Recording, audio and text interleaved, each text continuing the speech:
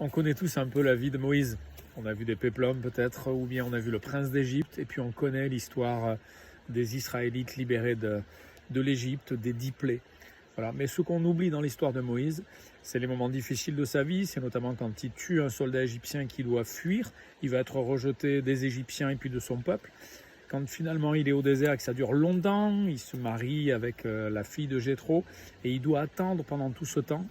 Il y a aussi ce moment où Dieu veut tuer Moïse ou son fils aîné, on ne sait pas trop selon la traduction, parce que Moïse n'a pas circoncis son enfant.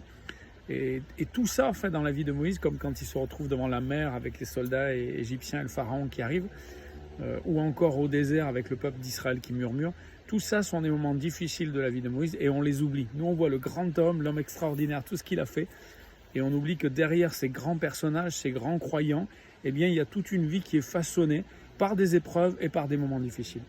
Et surtout, on oublie que dans le livre des Nombres, au chapitre 12, alors que le frère et la sœur de Moïse finalement murmurent contre lui, lui reprochent d'avoir épousé une étrangère et disent « Est-ce que Dieu parle seulement au travers de Moïse ?» Ils sont d'une jalousie extrême. Eh bien, Moïse va faire preuve de douceur et de patience. On nous dit en fait, Moïse était très doux. Il n'y avait pas d'homme plus doux que lui sur la terre, ou plus patient. Mais c'est incroyable.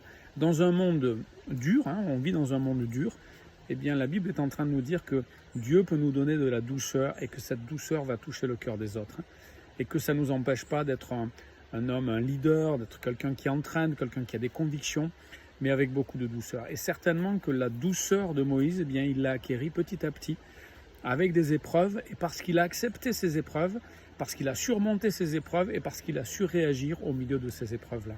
Voilà, il ne faut pas rêver et imaginer une vie sans épreuves. Il y a des épreuves, ce sera notre faute. Moïse n'a pas circoncis ses enfants, et puis Dieu l'attaque d'une certaine façon, il faut qu'il réagisse vite et qu'il reconnaisse ses torts.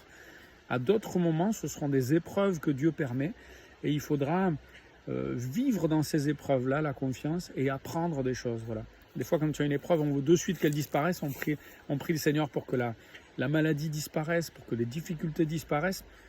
On doit d'abord prier, je crois, pour que Dieu nous montre ce qu'il veut nous dire au travers de cette épreuve-là. Est-ce qu'on a commis une faute? Est-ce que Dieu veut nous apprendre quelque chose? On lui demande la force de tenir, et puis on peut lui demander aussi évidemment de nous libérer de cette épreuve-là une fois qu'on a fait cet examen important. Mais voilà, souvenons-nous que Moïse était un homme doux, il a fait des choses extraordinaires, et dans un monde où on a l'impression qu'il faut s'endurcir, il faut être un dur pour réussir, eh bien on nous dit que la réussite, c'est pas ce qu'on imagine, et que la douceur, c'est ce qui fait notre force.